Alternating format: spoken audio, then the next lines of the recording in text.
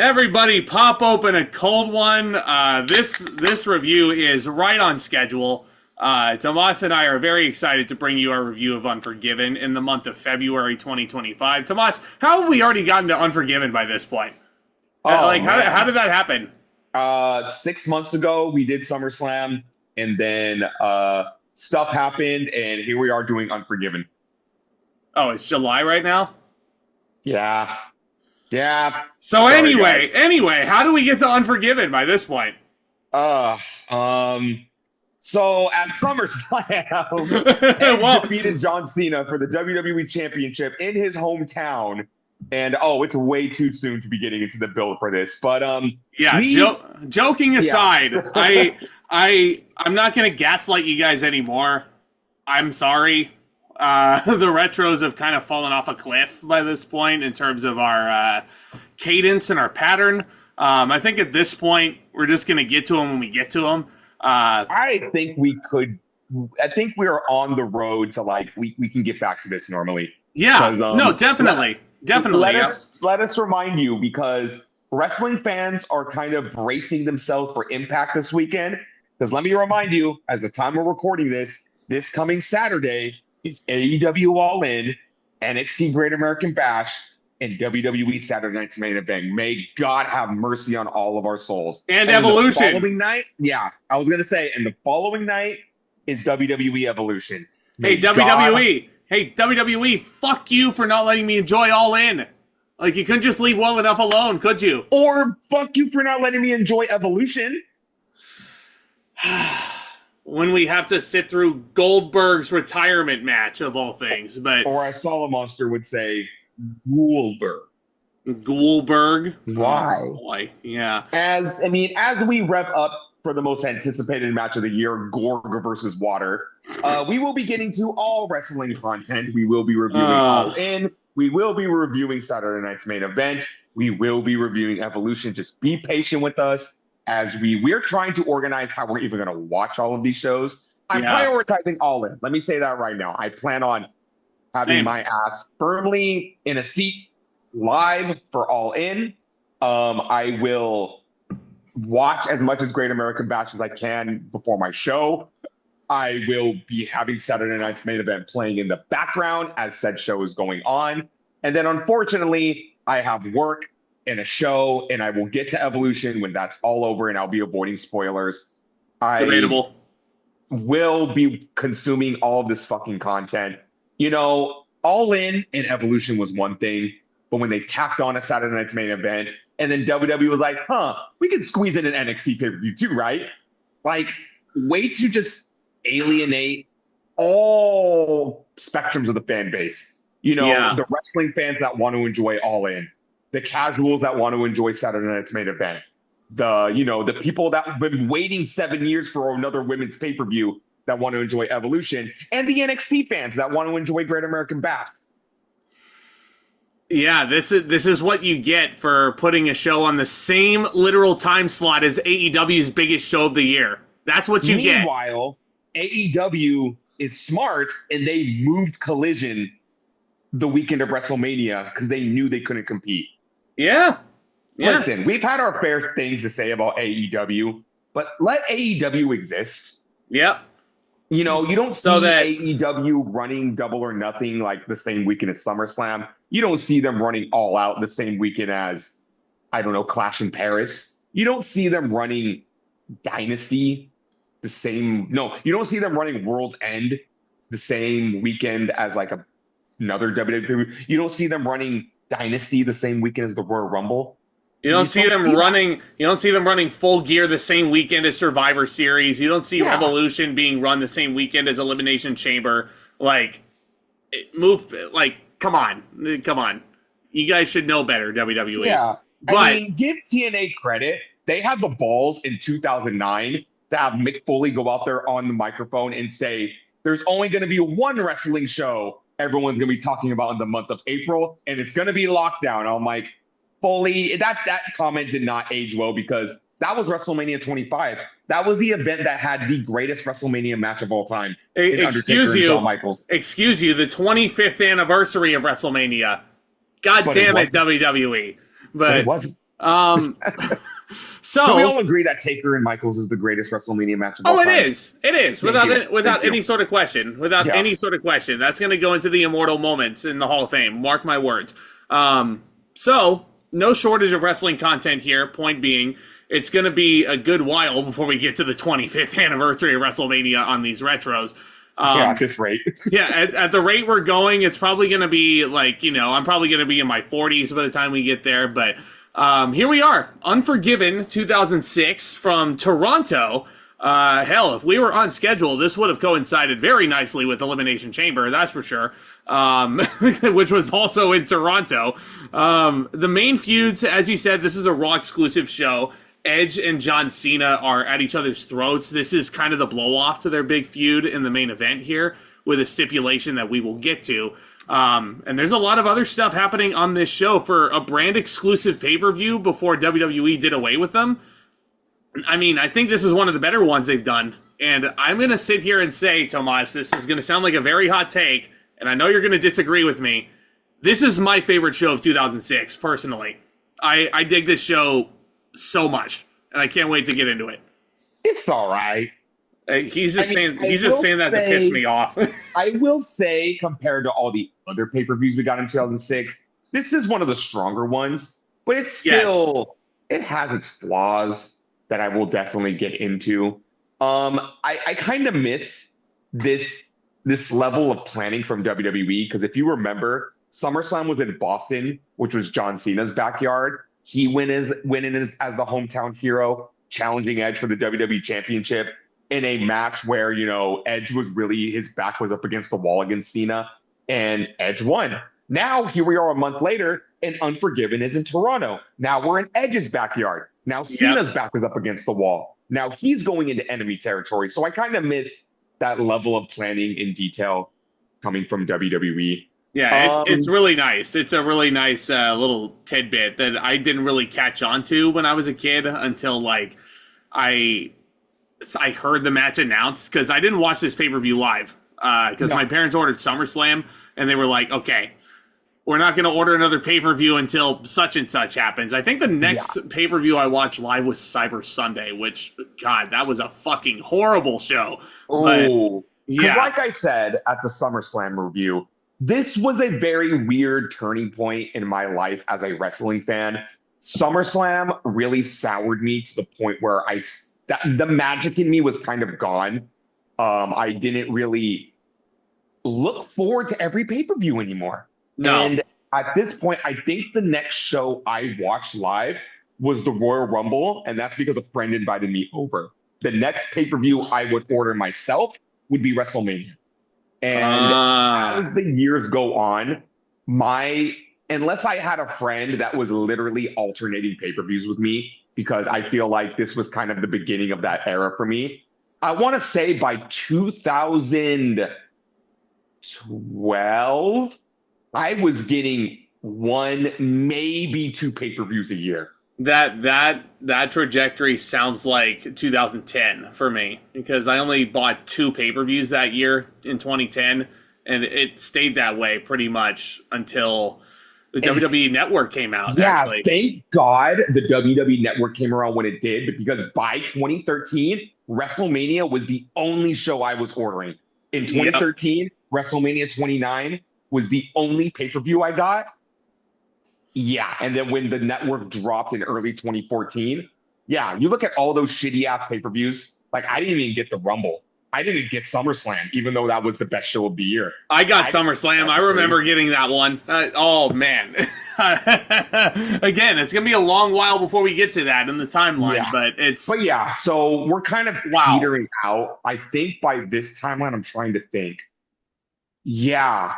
Like I saw Rumble, I saw No Way Out, I saw Mania. Yeah, it's going to get very inconsistent when it comes to my pay-per-view ordering.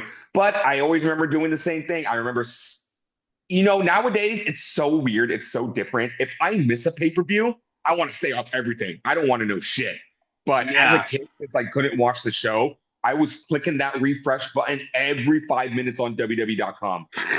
Because, it's so weird to think back then, you could not watch the show unless you paid for it. You were like, I gotta make sure John Cena wins the title. Or when you're 12 years old, and that's the great thing about being an adult. Yeah, AEW pay-per-views are $50 a month, but I have a job. I can afford that shit. I can drop the $50 to watch the AEW show every month. But back then, if my parents didn't buy it for me, I wasn't watching it. So I was sitting at my computer every 10 minutes, refreshing WWE.com, seeing what happened. And yeah, what a time. What a time. What a time to be alive. And I'm still very sad in hindsight that I didn't watch this pay-per-view live. Because again, this is my favorite pay-per-view of 2006. I'm just putting that out there. I watched this DVD when I got it, when I was collecting DVDs. I watched this show a good amount because I was really, really into it. It was just a really, really solid show from top to bottom. And the Toronto fans, they bought it.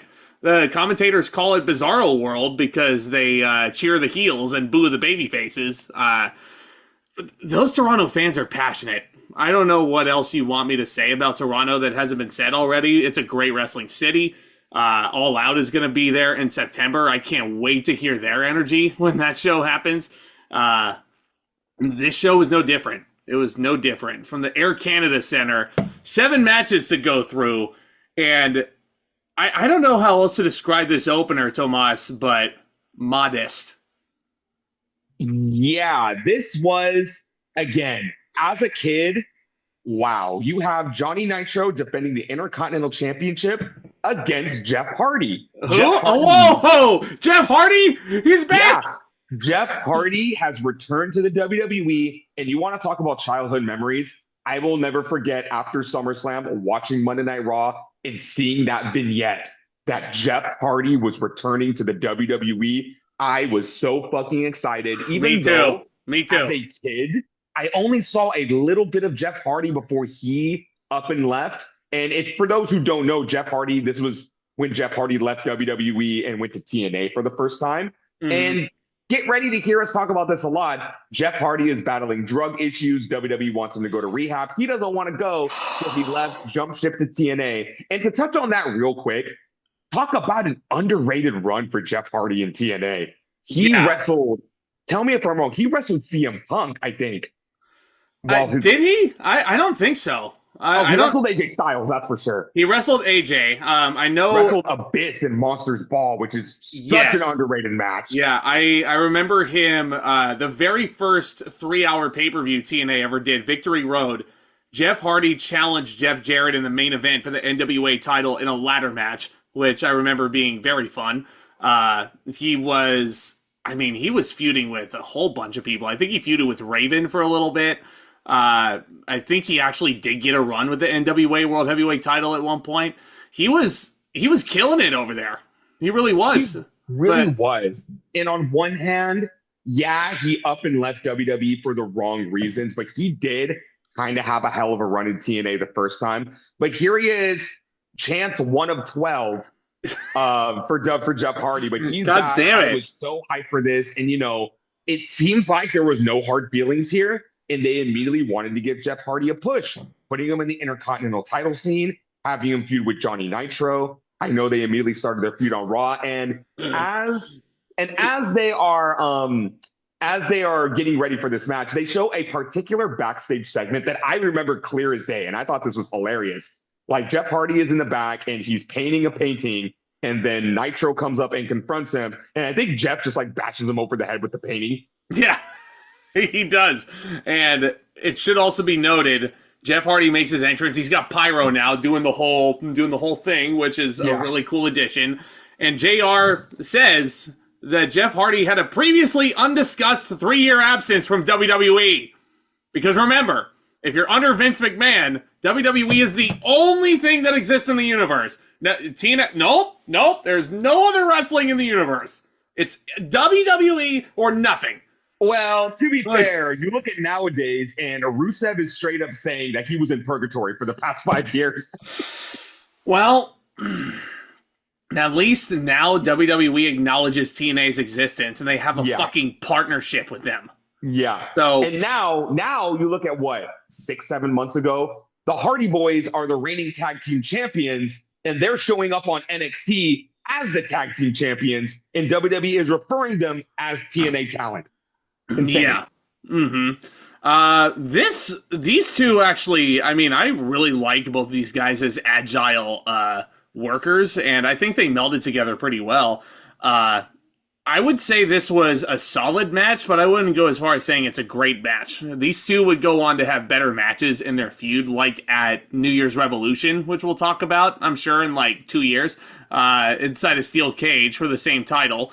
Yeah, this was, I mean, Jeff Hardy does hit a lot of his signature offense. He does the run across the barricade, tight roping it, which I don't know how he does.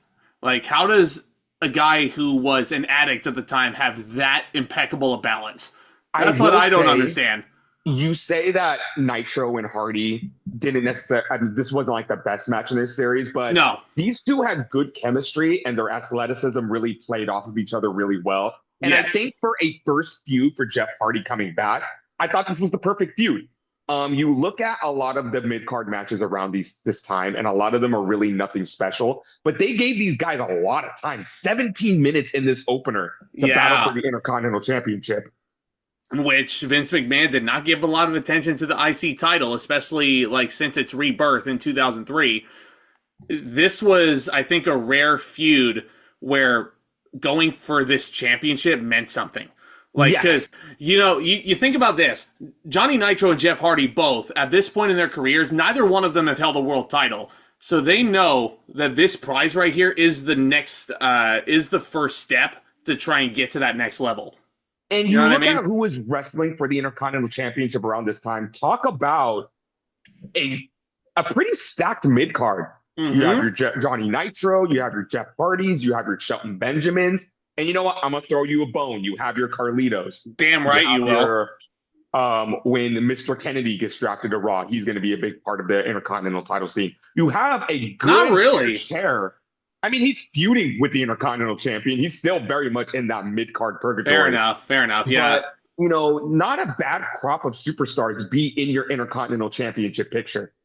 No, not at all. And there's one dominant Intercontinental Champion that we'll talk about going into 2007. So Jeff Hardy, like I said, hitting a lot of his signature moves. That whisper in the wind, twist and kick that he does off the top rope is just, it's a thing of beauty for sure. Yeah, it's like around this time, Jeff Hardy was really solidifying his offense, and he had a few underrated moves up his sleeve. You talk about the whisper in the wind.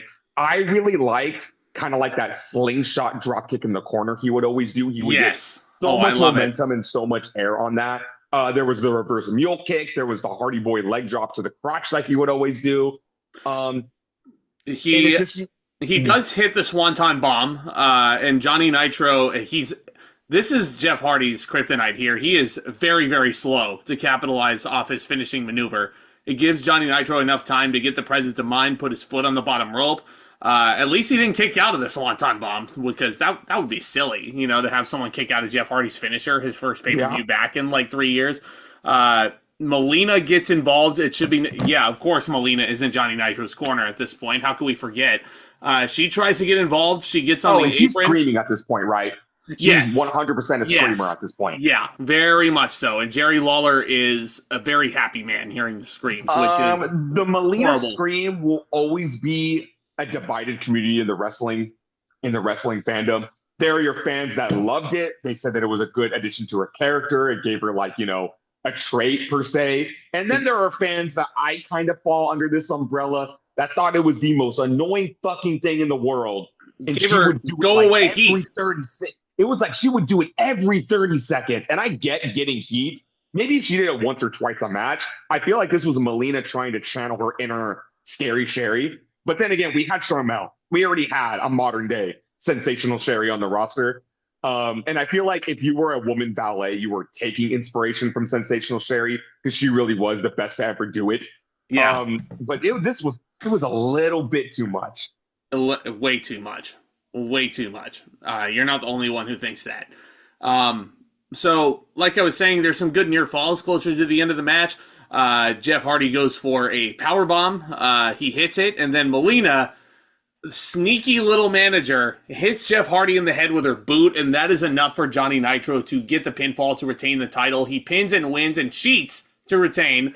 Again, solid enough match. I feel like the ending made it a bit anticlimactic because I feel like these guys were just kicking into another gear, and then the match just kind of ended.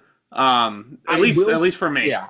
I will agree with you and say 17 minutes is a lot for this match. It's a long time. If they could have shaved off 4 or 5 minutes and then focused more of the action on a little more high octane, a little more faster paced, I think that would have made this match a lot better. But even though I still think this was a solid enough match, and I think I am hovering around 3.25, maybe even 3.5 stars for this match. You definitely could have done a lot worse with this opener. I think this was the perfect way to open the show. A hot Intercontinental title match with the hot babyface. And, Jeff Hardy just came back, so I kind of agree with not slapping the Intercontinental title on him right away. They were build up to it. You talk about Jeff Hardy's push. They were pushing Johnny Nitro here, too. And I think they wanted him to have a solid enough run with the title and not just drop it to Jeff. And they did it in a way that protected Jeff. They're very aware he's back. They're very aware. Even here, I know his popularity isn't going to peak until 2008, but even here, he is extremely over. The fans wanted to see him win. And this was a really smart booking case of he's going to win. Just be patient. Let him chase the title for a little bit. Well, and you know what? Instant gratification. You know what? Jeff Hardy does go on to win the IC title. I believe it was on an episode of Raw a couple of weeks after this pay-per-view aired. There was a rematch. And Jeff got the belt, and he will go on to hold this Intercontinental title through the rest of the year and into 2007, which we will certainly talk about. Oh, the Intercontinental title is going to become very synonymous with Jeff Hardy for the next couple of years. Yes, yeah. He will hold it a couple of times, and he'll have a couple of very notable reigns for good and bad reasons. Also, I hope you like Jeff Hardy and Johnny Nitro feuding because they're going to be feuding for a while. Yeah, I hope you like Jeff Hardy and Johnny Nitro being in the same match because I think aside from one pay-per-view, these two do not leave each other's sight until WrestleMania, I think. Yeah. On pay-per-view, which is and I know nuts. What everybody is thinking right now. Jeff Hardy is back. Give us the Hardy Boys. Patience, young grasshoppers. We're going to get it. WWE is aware. And you know what kind of hit me right now? I feel like WWE is trying to recapture that magic with the Lucha Bros right now. Yeah. It's like they're very aware that people are like, what the hell? You have both of the Lucha Bros. Give me the Lucha Bros. And they're like, except we're going to give you the Lucha Bros, but we're going to make you wait for it. Yeah. But honestly, with this instant, I'm going to disagree and be like, no, you should just give us the Lucha Bros. Yeah, except admittedly, it does feel like Penta is so much more of a solidified, upper mid-card main event player versus what Rey Fenix is. It's time will tell. Time will certainly tell. But speaking of the Hardy Boys, glad you mentioned that, because after this match, Jeff is greeted backstage by his brother Matt, who walks up eating a big bowl of grapes, I guess.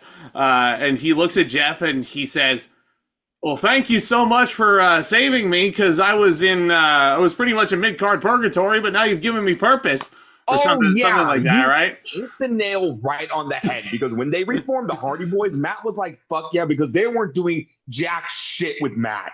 I feel like Matt's popularity kind of ran its course, and after he got himself put in the doghouse, it definitely petered out, that's for sure. Maybe he should maybe he should have sold for the Undertaker at Survivor Series last year.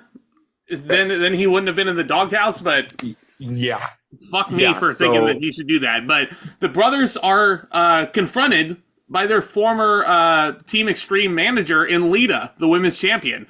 And it's a pretty simple promo that she cuts. It basically says both men are losers, and she goes on. We'll talk about her in a little bit. But up next, this is a match I'm excited for. And I was excited to see it when I was a kid, and with the finish they had, I was very disappointed, and in hindsight, I should have expected it, because it's Vince McMahon booking this show, and he wants neither man to lose. In the Haas fight of all Haas fights so far, Umaga faces his biggest test so far against the Big Red Machine Kane.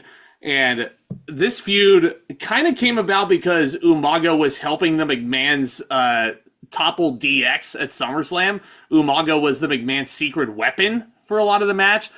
Kane comes out to even the odds for DX, and he chases Umaga off. And Armando Estrada, Umaga's manager, one of the greatest managers of all time, and I will fucking die on that hill saying that. Ooh, that's a bold statement. He basically says that Umaga is the only monster in WWE. Who does Kane think he is? Haha. He's not a monster. Umaga's a monster. The Samoan bulldozer is a monster. That's a pretty damn good Armando Estrada impression. I'm working on it. But, you know, at the same time, this is a pretty simple feud. The reason why Kane doesn't like Umaga is because DX pressed his buttons and said, yeah, Umaga said he's a bigger monster than you. And Kane's like, oh, fuck no. Well, this has been my house for the past 10 years, motherfucker. Time out. How did DX understand Umaga's native tongue to tell Kane that? I tell you, it's the one thing I didn't like about Umaga's character. They basically made him the Tasmanian devil. Because you know how Tasmanian devil. Yeah, those are what his promos are. That's why you had Armando Estrada talking for him. Color me shocked. And, you know, if you want Umaga to be the silent giant, the silent monster with a mouthpiece manager, that's perfectly fine. It's kind of racist. Like, you know, we're not in the 80s anymore. We're not, it's not the Wild Samoans or the Samoan SWAT team. We're like, oh, look at these Samoan savages. They can't speak English. They can only speak gibberish. Did nobody see an issue with this? Well, don't forget who's booking this show, and you will understand why this comes off as racist, because it absolutely is. These two got 7 minutes. It was okay. Fine. Let me say this. Yeah, go for it. On paper, and in hindsight, this should be a hoss fight. This should have been fucking awesome. And this should have been, in the great words of Big E, big meaty men slapping meat. You have Kane, who is probably one of the greatest hosses of all time. Yes. We have Umaga, his work speaks for himself. Name another guy that was dropping Samoan drops, dropping flying headbutts in the corner, doing top rope splashes, doing the running hip attack in the corner. To have such explosive and athletic ability for a man his size.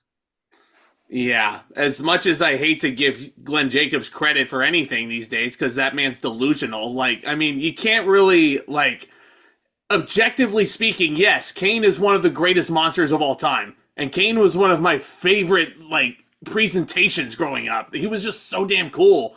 And Umaga coming in as a character, this new Samoan savage, like, these two, the immovable object meets the immovable object.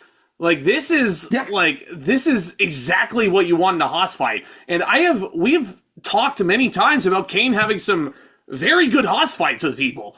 And they're not, like, great matches, per se. Those are reserved for the Shawn Michaelses and Chris Benoits of the world to get a great match out of Kane. But it's, like, if you put the right opponent in the ring with Kane, another hoss equal to him, it should be fun, at least. Yeah. These two just didn't get enough time here. 7 minutes. And it ends in a double count out. I understand. Okay, call me crazy, but I understand the mindset behind this booking. Like, oh, look at these two monsters. They're, absolutely destroying each other. This ring can't contain them. That's something you do on Monday Night Raw. Yes. Not on pay-per-view. If they wanted to do the match on Raw and then run it back on the pay-per-view to have a definitive finish, that's one thing. But the fact that they did it this way, again, we're talking about in the era where these pay-per-views cost $40 a pop. And I feel like nowadays with inflation, that would be $80 a pop. I'm not paying $80. I'm not paying $80 to see a match go to a double count out. Say what you want about AEW. None of their pay-per-view matches end in a disqualification or a count out because Tony Khan knows people are spending their hard-earned money in an age where the concept of pay-per-view is dying. Yeah, well, and honestly, looking at some of the offense that we got in this match, and Umaga was hitting some of his greatest hits on Kane, and it's very impressive. Samoan drop, the ass slam that he does when the guy's head jerks back when he hits him. It's fucking brutal every time he does it, but, like, a big issue with this is it doesn't feel like either guy was really selling enough. you know? No, yeah, for sure. Like we had our big spots. You had, Kane's top rope clothesline. You had Umaga's running hip attack. You had these two just beating the absolute piss out of each other. And when it spilled out to the ring, like understandably so, these guys just want to tear each other apart. But the match just ended very underwhelmingly when it went to a double countout. And we didn't even get a big spot like Kane choke slamming Umaga through the announce table or Umaga just absolutely decimating Kane. It kind of just ended with them brawling in the crowd. Or when I like think about this match, that's all I think about. Or like Umaga, or Umaga like spearing Kane through the fucking like metal like the barricade. The metal. Well, not even the metal barricade, but like it's Unforgiven, right? Unforgiven is supposed to have these big, gigantic, like junkyard looking sets, and Umaga could have speared Kane through that, and it could have ended in a contest. Recreated the finish to Lesnar and Undertaker from Unforgiven 02 when they speared each other through the set. Well, no, it was Taker throwing Lesnar through the set. Yeah, but they could have like tackled each other through the set. Like I understand the concept of these two big monsters, King Kong and Godzilla. They take each other out because they just want to get their hands on each other. But it was very underwhelming. And the fact that this is their first time meeting up. Again, you want to do that shit on Raw. I feel like they did that. Like, take Braun Strowman and Bronson Reed from this past year. They did that a lot. These two brawled so much, and that was so fun to watch that. You didn't want it to end. You didn't want to see the brawl end, and it ended with, like, Bronson Reed splashing Strowman through a fucking car. Like, you want to see destruction from these two. That's why I'm saying the Haas formula has been very much perfected by today's standards. But back then, they had a good idea of it, but the foundation just still wasn't there. Kane and Umaga, those are two of your better Haas's. We don't want to, but then, we're also in the era of the great Khali and Big Daddy V. Haas's that don't work well. When, because I've talked about this a couple of times, but the Haas formula to me was truly perfected in 2016 when Big Show and Braun Strowman were having their epic clashes. It's Vince, it's not that we don't like big dudes. It's that we don't like big dudes that can't work. We don't want to see them waddling around the ring, hitting a couple of strikes, awkwardly doing a body slam, just punching each other in the corner. We want to see them lifting each other up, slamming each other down. We want to see broken tables, broken barricades, broken announce tables, broken set pieces. We want to see Big Show being fucking agile like he was with Braun Strowman. Because when Big Show first arrived on the scene in WCW, and I know we're kind of going on a tangent here, but look at the Giant's debut in the Dungeon of Doom. Look at how he uses the roof of the cage and leaps over the top rope to enter War Games. Like, the Giant was fucking, like, for his size, for the stuff that he was able to do, extraordinary. And Vince never allowed the Giant to be what made the Giant so special, Yeah, absolutely. Like, we want to see, when we see giants, when we see big dudes, we want to see cage doors being ripped off. We want to see car doors being ripped off. We want to see cars destroyed. We want absolute destruction. And this is kind of heading in the right direction with the right players, but it still hasn't been quite perfected. And you look at today's standards, perfect example, a couple of weeks ago, we got a big, meaty man brawl with Sheamus and Rusev. Oh, that match was great. It was so great. Ending with Rusev saying, "I wish I didn't have to do this to you, friend." Yeah. Like, so good. Telling him, "I still love you," and kissing him on the forehead. So, like, that's the kind of shit we want to see. Haas fights with stories, too. And it feels like this Kane-Umaga feud was very bare bones. They would go on to have a couple other matches, neither one of which were completely, noteworthy. Impressive. But it should be also noted, because I'm going to give this match a 1.75 stars just because I will admit that these guys did put some effort in. I just wish they sold a little more and got a little more time without a lame duck finish. It should be noted that Kane has been on Raw this entire time. He would go on to lose to Umaga on an episode of Raw in a loser leaves Raw match. This will be important for the next phase of Kane's career, which we'll get to. I was going to wait to save this for Cyber Sunday, but since it's fresh in my mind and you brought it up, I might as well say it now. You want to know what dumbass 12-year-old self me was thinking when that happened, when they announced that release. They're going to fire Kane? How could they fire Kane? No, not even that. I thought loser lip Raw meant like, because I was telling my brother, I remember this like it was yesterday. I said, could you imagine Kane on SmackDown? Could you imagine Kane on ECW? Yeah, because that's a cool idea. And I literally said, could you imagine Kane in TNA? They weren't gonna let Kane jump to the competition. Well, no. You're gonna get like 2 out of those 3 things like in the next couple of years, buddy. So strap in. Strap in. And this was also around the time when WWE was trying to course the Monster Abyss into coming to WWE and feuding with The Undertaker. God. Dude, so could you imagine that trade, Kane for Abyss? Because when I first started watching TNA, I was calling Abyss TNA's Kane.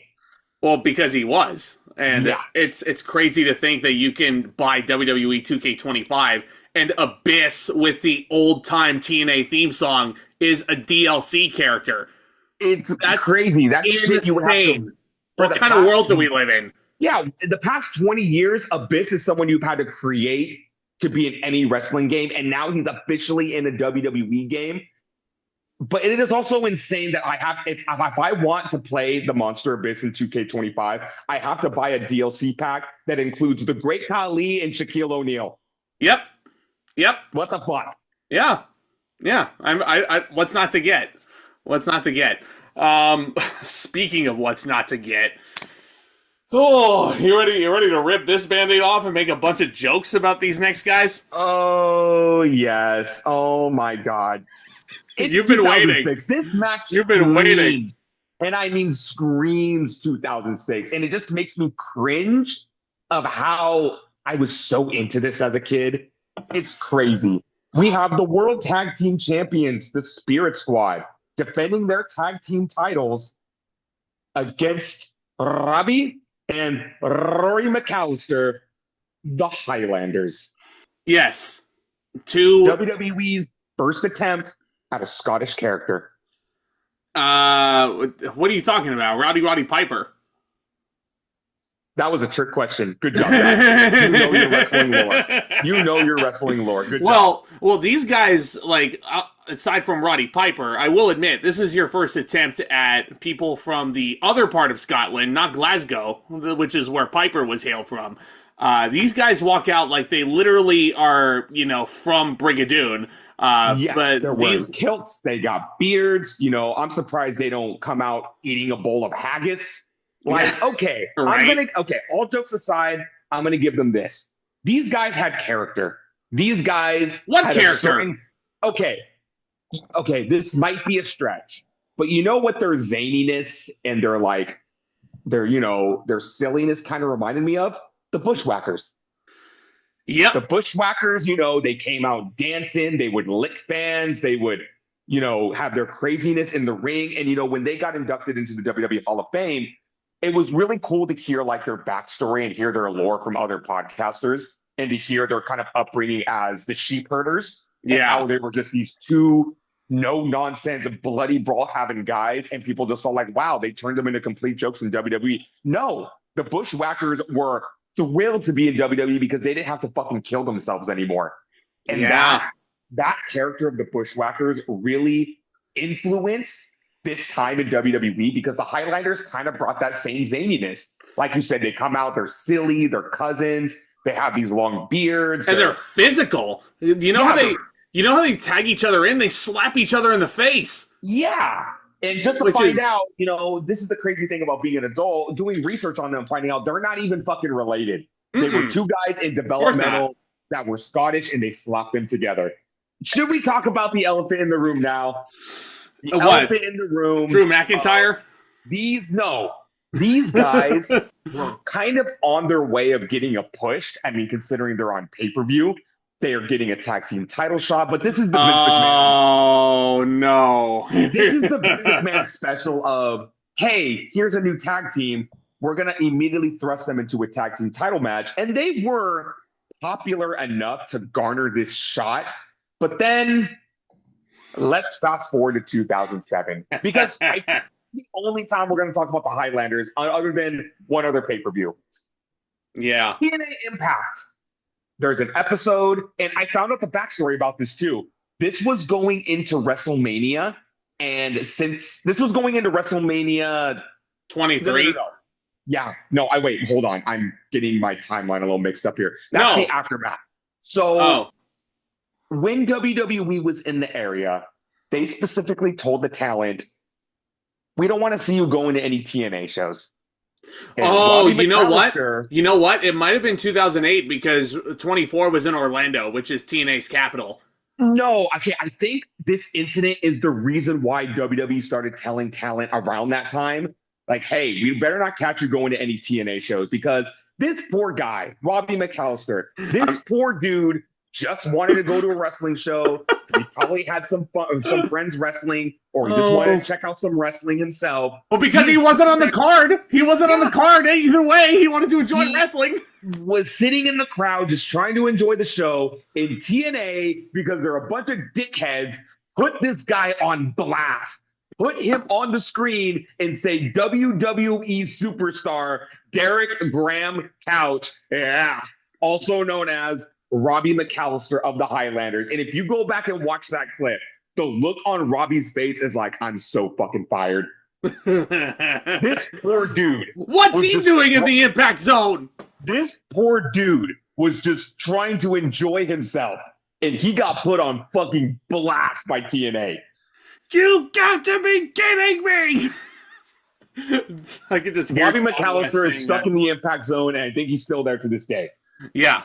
So with that being said, do you think the Highlanders won the tag team titles in this match? Oh, of course not. Of course not. Because the Spirit Squad were still kind of like being pushed as Vince McMahon's tools of, of annoyance against D-Generation X. They were still carrying around the tag team titles, which, boy, have not meant a damn fucking thing for a long time, because the Spirit Squad haven't really been defending them. This is like the first time we're talking about a tag title match in like 6 pay-per-views? And I think one of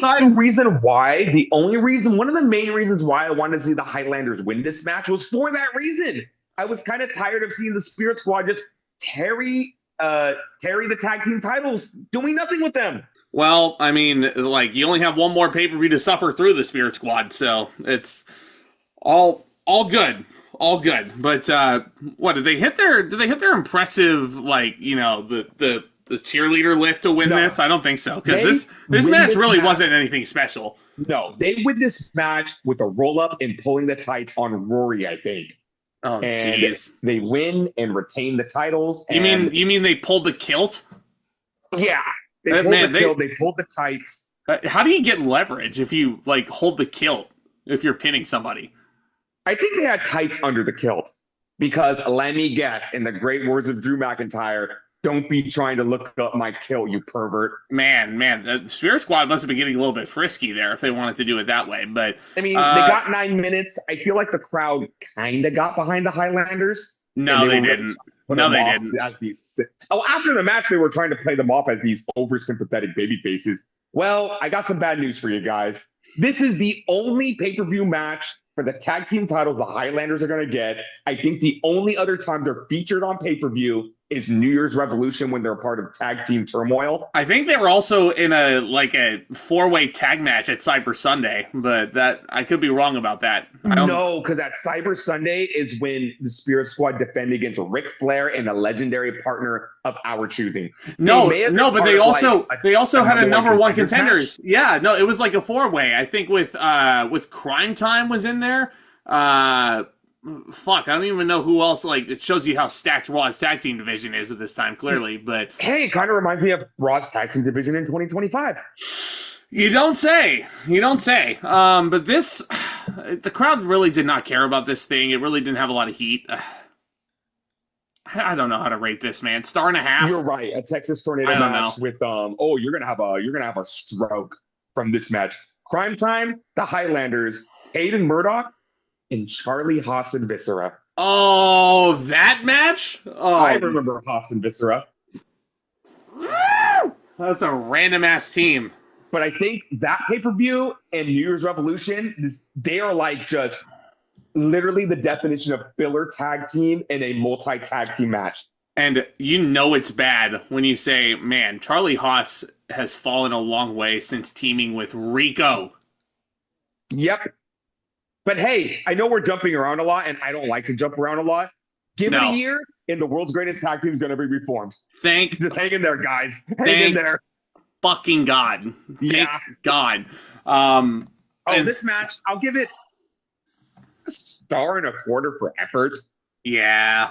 I gave it 1.5. I mean, like, it was. I don't want to totally shit on it. It wasn't a shitty match by all means. It was just no heat. The crowd didn't really care. I feel like there was a little spurts where they're like, yeah, the Highlanders are cool. I feel like as a kid, like if the Highlanders would have gotten to the level of the Bushwhackers in popularity, I feel like I would have been all for it. But they never really, this is Vince McMahon's problem of, here we have this tag team. It's a little new. It's a little fresh. Let's immediately pin them at a pay-per-view, and then you have nowhere to go with them. Yeah, it's sad. It's sad, isn't it? Yeah. Which, speaking of sad, here comes the end of a feud that should have ended a month ago. It's time for Hell in a Cell, everybody, and it's a handicap match inside Hell in a Cell. Not just Hell in a Cell, but the new and improved Hell in a Cell. Bigger, badder than ever before. This is the tall Hell in a Cell that we know of today. And it is DX, that damn DX, Shawn Michaels and Triple H going up against, get this, Vince McMahon, the product of his semen, his son Shane, and the ECW World Champion, The Big Show. We basically got here because the McMahons had fucking had enough. They are tired of getting embarrassed. They are tired of getting beaten. They have tried absolutely every single way possible to take down D-Generation X, and they just can't do it. So now, after SummerSlam, when they lost to DX, they have nothing to lose. They straight up just sick the Big Show on DX. Why not sick Umaga? Umaga would have made so much more sense in this spot. Oh, Umaga's a little distracted right now. He's a little distracted with Kane right now. Well, yeah, and this would have killed Umaga's momentum. And I guess, even though Big Show's a fucking world champion on the third brand, Big Show is very much at the stage of his career where WWE can literally do anything with him and they don't really care. We're about to enter that era. Well, Big Show's going to leave, spoiler alert, in the next few months, and we will go into extensive detail about that when we get to December to Dismember. Fuck that show. But when Big Show returns, it's the classic meme of this dude's going to change babyface and heel every other month. But here he's still kind of taken seriously as this killer. He is the McMahon secret weapon. They just absolutely decimate D-Generation X, and then Vince takes the mic and screams into DX that this is going to be Hell in a Cell. This is the blow-off. This isn't just the blow-off to the DX and McMahon feud. This is the blow-off to Shawn Michaels versus Vince that started in December. And I still think it's really bizarre how they have never mentioned one time that Triple H is Vince's son-in-law and also the father of Vince's grandchild. Mm-hmm. Stephanie's first of 3 daughters. It writes itself. It's right there. Why would they not go through with it?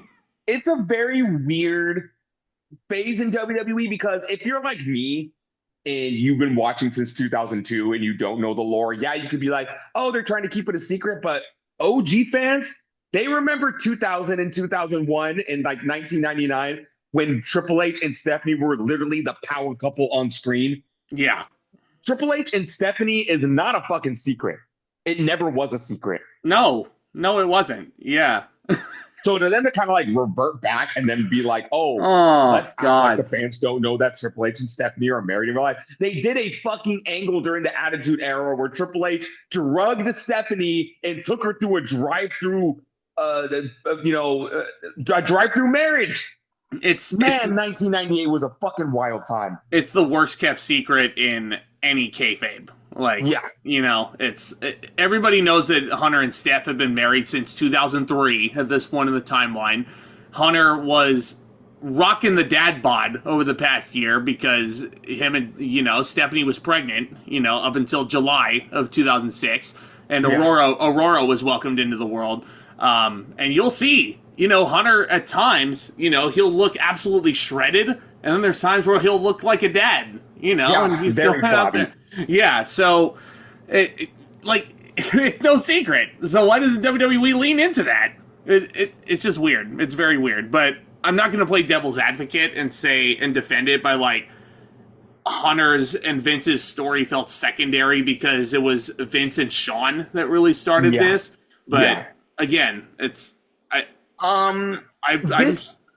for it. Is a very interesting Hell in a Cell match. It's a 3-on-2 handicap match. It's a long match. It's a long match. This match is clocking in at 25 minutes. Yeah. And when you have 25 minutes with, a 3-on-2 and you have a giant, you got to kind of play around it a little. This is the first time I think there's been a tag team sort of Hell in a Cell match. We wouldn't see this again until the Usos versus the New Day in 2017, which is an absolute banger of a match. That was a fucking awesome match. I remember that one. And this match starts up. I love the way this match starts up because DX is still. This is DX being serious. They kick Paul White in the balls. They do. Not once, not twice, but 3 fucking times. And the psychology makes sense. We need to take care of the big guy first. And how are we going to do that? If we go mano-a-mano with this guy, he's going to fucking destroy us. So we need to kick him down low, and we need to keep him down. Because without the Big Show, Vince and Shane are sitting ducks. So they low blow. So this is DX's kind of strategy. And this is the part of the match that I really like. They low blow the Big Show. He goes down. They immediately go to work on the McMahons. And they are just systematically picking these two apart. And then when they have some free time, they go back up to Big Show and they low blow him again. No, stay down, motherfucker. Let us take care of our business. Funny. Anytime you start to stir, we're going to take your ass out. They are systematically picking apart the McMahons. They immediately make them bleed. They're throwing them against the cell. They're working on the wound. Triple H is dropping knees. Shawn Michaels. There is one particular spot I have to call out on. Go for it. Funny as fuck. When DX is giving the heat to the McMahons, Triple H goes for his trademark knee drop. He always does this. But he goes to drop the knee on Vince, and he doesn't even make contact with him. He is 1 inch away from his head. And I don't know if he's just trying to protect Vince, which is insane. You're in Hell in a Cell, and Vince is, I'll give Vince this. He never has shied away from a bump. No. He will fucking bump. Mm-mm. But it is crazy. Go back and rewatch that match, and you will see when it happens. Vince is laying there. They don't even do any fancy camera work. They just show Triple H drop the knee, and I swear he is a foot away from his head. He doesn't even connect. Yeah. Well, and especially considering how this match concludes. As much as I hate to give Vince McMahon credit for anything, I have to be objective as a critic and say that the finish of this match is fucking gnarly. But I will give Vince all the credit in the world. When he is a worker, Vince had a motto, and he says, if I won't take that bump, you don't take that bump. And there is only one bump in his career that he regrets taking, and that's careening off the damn side of the steel cage as Valentine's Day Massacre. He said that hurt like a motherfucker, and he would never do that again. Yeah. And you go back and you watch that match, that was a gnarly ass spot. It was. The way his head ricocheted off that announce table is something I'll never forget when I watch that. But very early on, also, it should be noted, it's in Canada, so you're going to get You Screwed Brett chants. Who do you think they were chanting it at? Because there's Shane. At Shane? No. No, that's the wrong answer. But speaking of, Triple H is also driving a screwdriver into his father-in-law's head, which is, which should lead to some nice Thanksgiving dinner conversations. So, Big Show back up, slamming Shawn down as the DX guys kick him in the balls again. They toss him into the cage. There was, so Big Show sends Shawn face first into the cage. Oh, by the way, it is very important to note that the third low blow that DX gives the Big Show, they give Big Show a case of ring postitis. Yes. And I never thought I'd say this. Oh, poor Big Show's testicles. They took a beating in this match. Yeah, Show probably never had another child after this match, did he? No. So, I mean, there was so much blood in this thing, wasn't there? Like There was. you Vince is never shy from blading either. And I when feel like everyone in this match is a blader. When you look at images on WWE.com, when you look at old YouTube clips of this match, they black and white the shit out of this thing because it gets very ugly very quick. I think the sickest bump of this match is Shane. Shane McMahon, I think, was honestly the MVP of this match because he takes a huge hit, Tim White style, into the side of the cage wall. He's like going for coast to coast or something. He's shoved off, and then his head careens off the cage wall. And say what you want about Shane. He's not a good worker, but he's a good seller. Yeah. Shane actually does hit a coast to coast on Hunter, like with the trash can, and Hunter's ear starts bleeding. That is after Big Show is finally able to get back up, and when he gets on offense, he lawn darts Shawn Michaels into the side of the cell, which, again, Shawn Michaels is the greatest seller of all time. He's also the greatest professional wrestler of all time. This match, I don't think would have been as good, believe it or not, if the people who were in it weren't in it.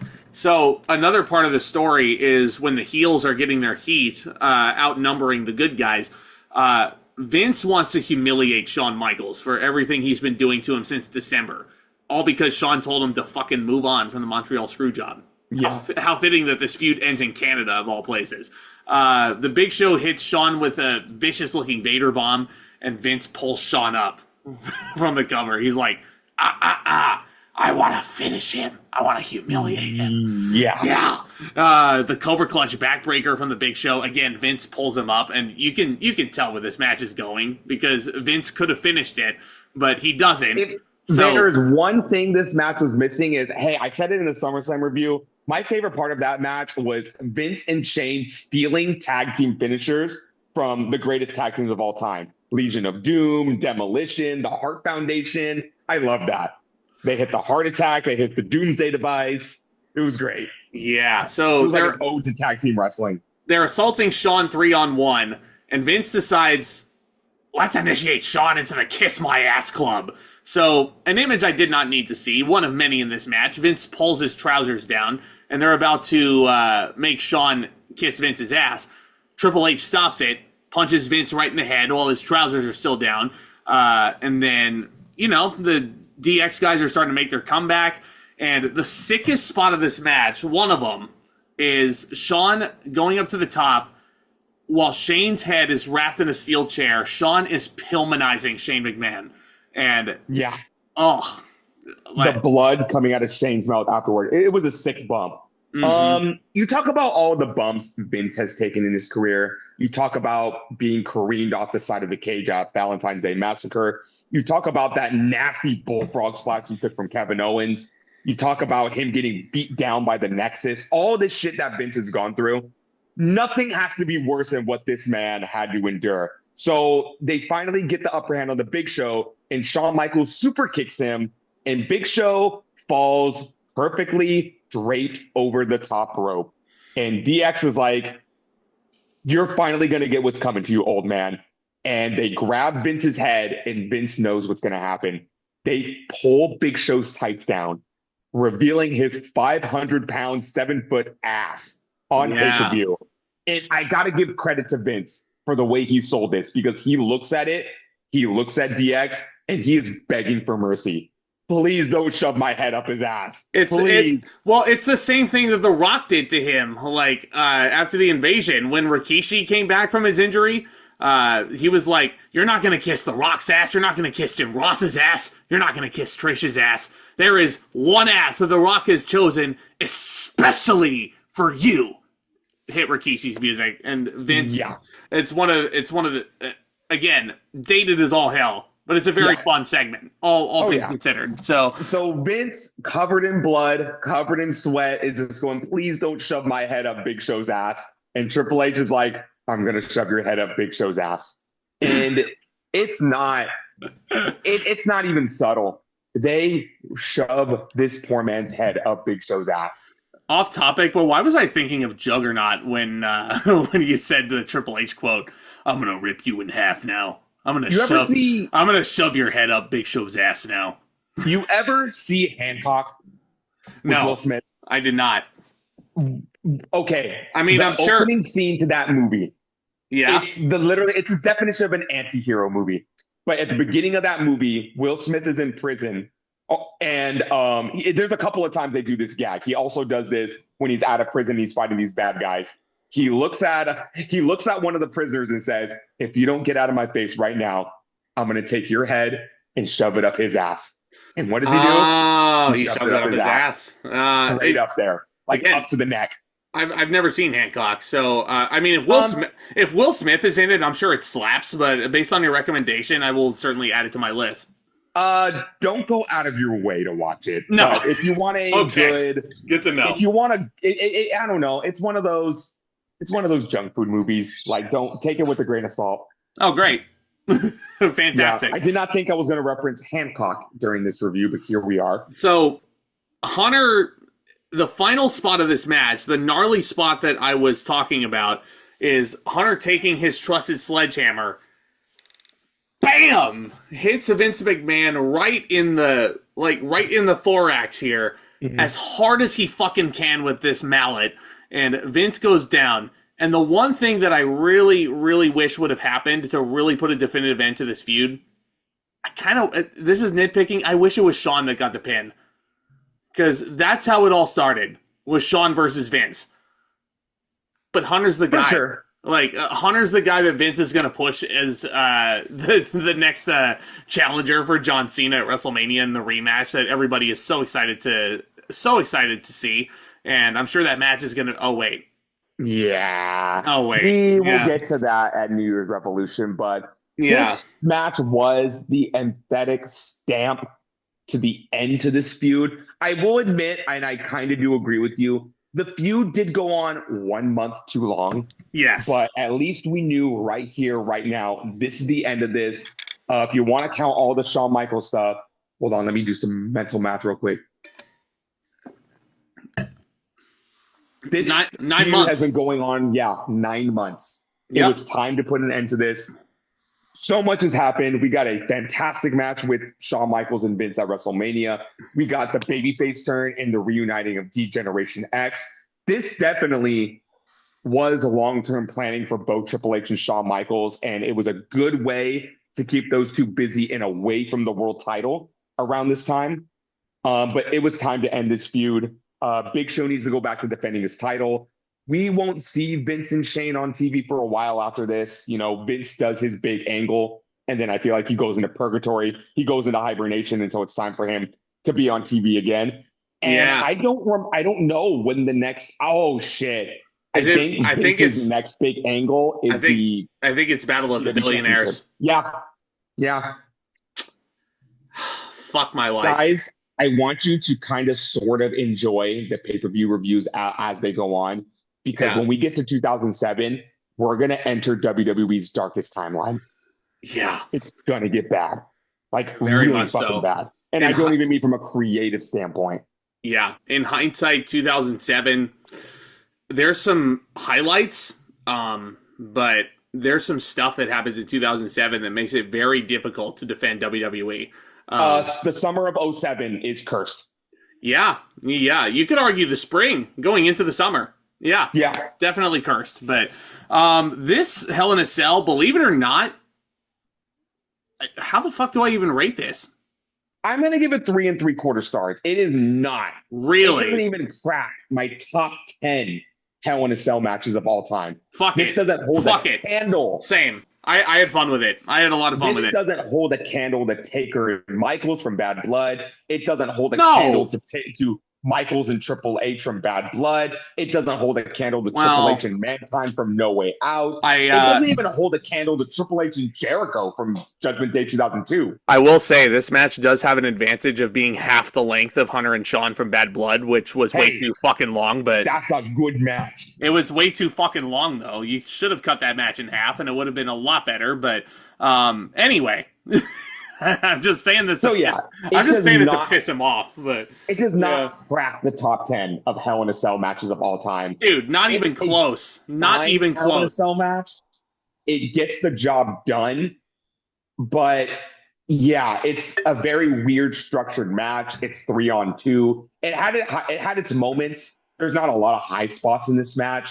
I think it was supposed to be slow and methodical for the nature of it. And again, look who's in there. You have Vince, you have Shane, you have Big Show. Not necessarily the Iron Man when it comes to professional wrestling. No. So I think the match needed to be structured around limitations. But I will give everybody credit in this match. It was brutal. It was physical. There was a lot of blood. And Vince and Shane taking the bumps that they did. Say what you want about the McMahons. You can't say they didn't give back to the ring. Yeah, and you They can't left a piece of themselves in that ring. You cannot deny it was a lot of fun. You cannot deny that. But with that in mind, speaking of fun, it's a fun send-off for one of the pillars of the women's division of the Ruthless Aggression era, if not the pillar. What do we got next? Up next, in her huge, it's crazy that I'm saying this in 2025, in her quote-unquote retirement match. And you know what? I will say, this is her retirement from being a full-time professional wrestler. Yeah, Trish Stratus Go ahead. is challenging Lita for the WWE Women's Championship. This is talk about your Rock and Austin? This is the last time you will ever see Trish Stratus wrestle. Just saying that. The last time. Let's fast forward to 2008 when she teamed with John Cena. Let's fast forward to 2018 when she was Evolution. Let's fast forward to 2019 when she wrestled Charlotte Flair. Let's fast forward to this Sunday. To this Sunday when she challenges Tiffany Stratton for the title. Let's fast forward to 2023 when she came back and had a full-ass 6-month run as a full-time member of the roster. As a heel against Becky. Everything. Yeah. No, there are some people that still say that her steel cage match with Becky Lynch at Payback is the greatest match of her career. Because it is. I disagree. Because it is. I like the SummerSlam 2019 match. No. A lot. No, the steel cage match. The steel cage match was better. The steel cage match was better. You liked at the beginning of the match when that fan was yelling shit at her and she said, "Shut the fuck up." Yep, I did. But this wish you were that fan. Anyway, so you were talking about how Lita and Trish were like the Hogan, or the Rock and Austin of the females around this time, right? Yes. Yeah. Yes. You were talking about two pioneers of the women's division, two people that really stood out among everybody else. In an era of women's wrestling where it wasn't taken seriously, it was all about the bra and panties. It was all about the eye candy, where women's wrestling was not taken seriously at all. You had two trailblazers and two pioneers that really made everybody look at them and be like, hey, the ladies can do this too. We have our pioneers of the olden days. You have your Wendy Richters and your Medusas and your Fabulous Moolahs and your Mae Youngs. Trish Stratus and Lita really took what they were given and they fucking ran with it. And this is what I'm going to say right now. I swear to God, if I hear either of the Bella twins say one more time, "We paved the fucking way." No, you fucking didn't. Trish Stratus and Lita paved the way for the women of today. Trish Stratus and Lita. Yeah. You have Trish Stratus and Lita to thank for Charlotte Flair, for Becky Lynch, for Mercedes Moné, for Bayley, for Tiffany Stratton, for Lyra Valkyria, for Io Sky, for Rhea Ripley. For every single women's wrestler you enjoy today, I don't think they would be in the position if they were if it wasn't for Trish Stratus and Lita. Lita was even saying it in the promos leading up to her retirement, which we're actually going to talk about in the same year. Lita was doing Lita Canranas. She was doing Lita salts. Do you think any other women would be trying that shit if it wasn't for Lita? Trish Stratus was doing Bulldogs, the Stratosphere. These women were pulling things out that no other woman on the roster was really allowed to do. And Trish Stratus really influenced her generation as well, because her story is she was never a professional wrestler. She was a fitness model, and WWE brought her in as eye candy. And, I feel like Trish Stratus influenced girls like Tori Wilson, like Stacy Keibler, like all the other fitness models that wanted to go in and show that they could do this too. Charlotte Flair. Yeah, I've always had a soft spot for Tori Wilson, but now she is protect her at all costs. When she gave her Hall of Fame speech and she was saying how the boys really took her under their wing, like the Dudley Boys and the APA, and really treated her like she was, she wasn't an outsider, that she belonged in the business. Yeah, it's protect these women at all costs, protect Trish Stratus at all costs, protect Lita at all costs, because they are trailblazers. And this match was great.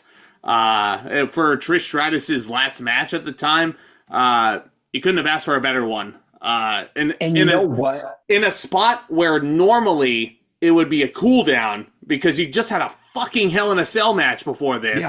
Yeah. These two women went out there and tore the house down. The same two women that made history. The first two women to ever main event Monday Night Raw when Lita won the title. After almost breaking her goddamn neck in that match. Literally. Yeah. After coming back from a surgically repaired neck after being on the shelf for over a year.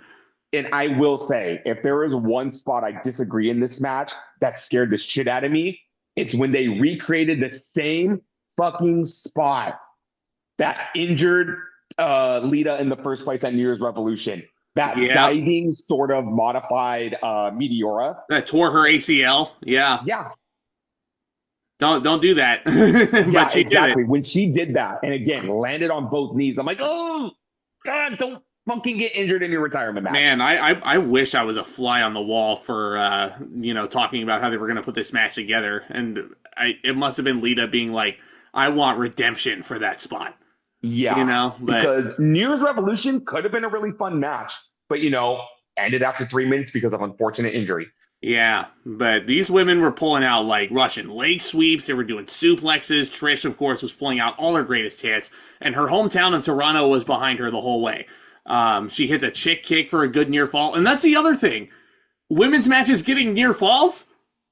What a fucking concept for the title. Match for the title that went 12 minutes is insane. Yeah, especially for the time period. It seems tame nowadays because we get it all the time, and we're getting a fucking women's pay-per-view on Sunday for the second time in history. It took you long enough, so it's just crazy looking back on this match as sort of a time capsule.